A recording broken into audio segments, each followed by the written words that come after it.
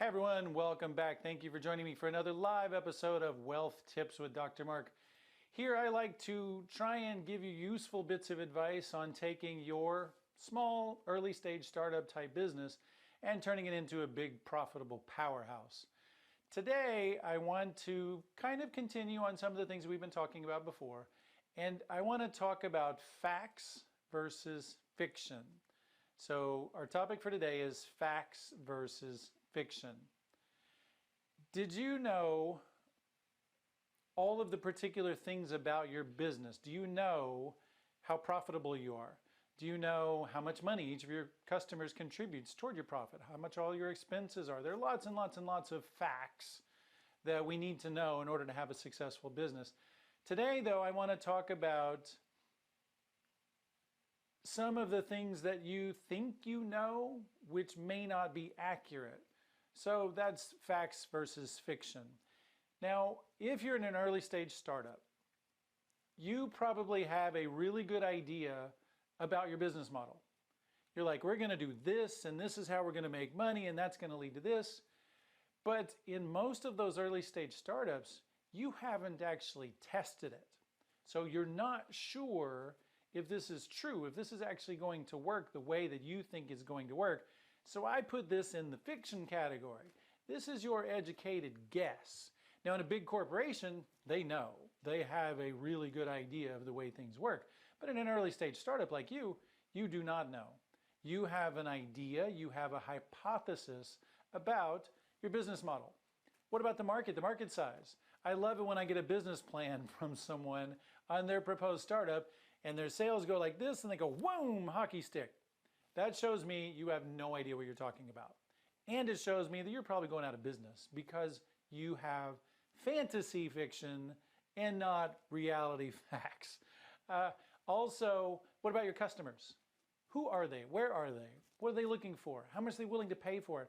All of these things are facts that we need to know in order to have a successful business.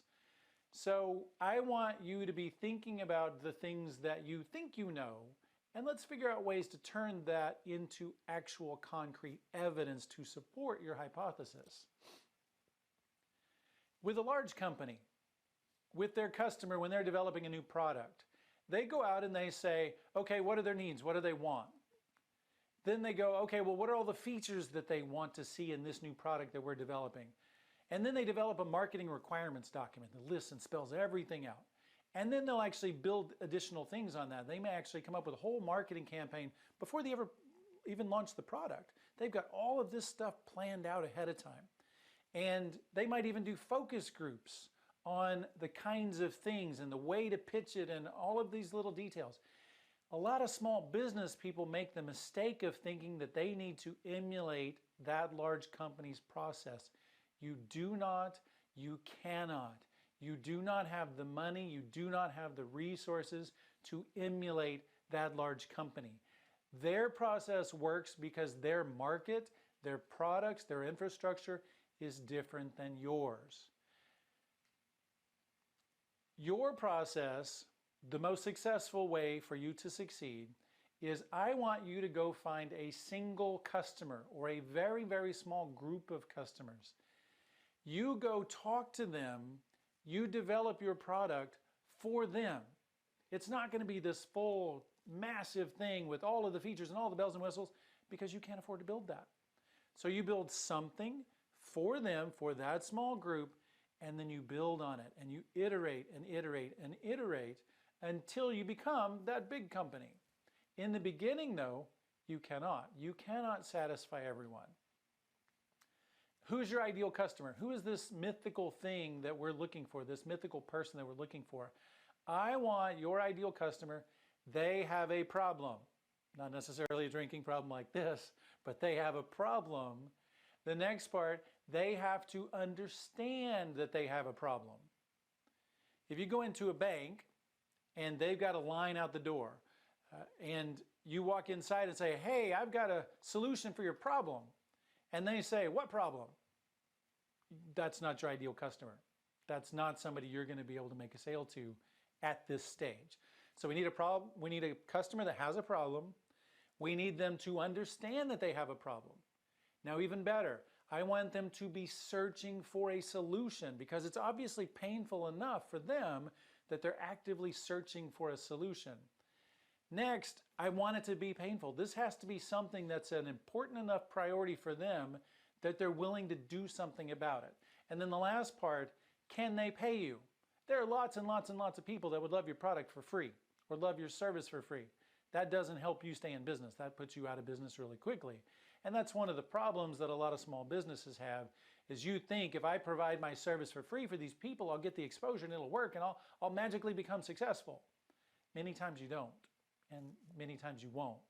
So I want you to be looking for someone who has a problem, who knows they have a problem, who's been searching for a solution, it's painful for them, and they can pay you. They're willing to depart or separate themselves from their money in order to solve that problem. That's the person you're looking for at the early stage of your company. So how do I find these people? Get out of the office. You have to actually get out of the office, talk to your customers, find out what they need, and then deliver the product to them. Give them something to help you get started on the process of developing your product. Remember, we're going to iterate, take this and build on it. So what do we talk about today?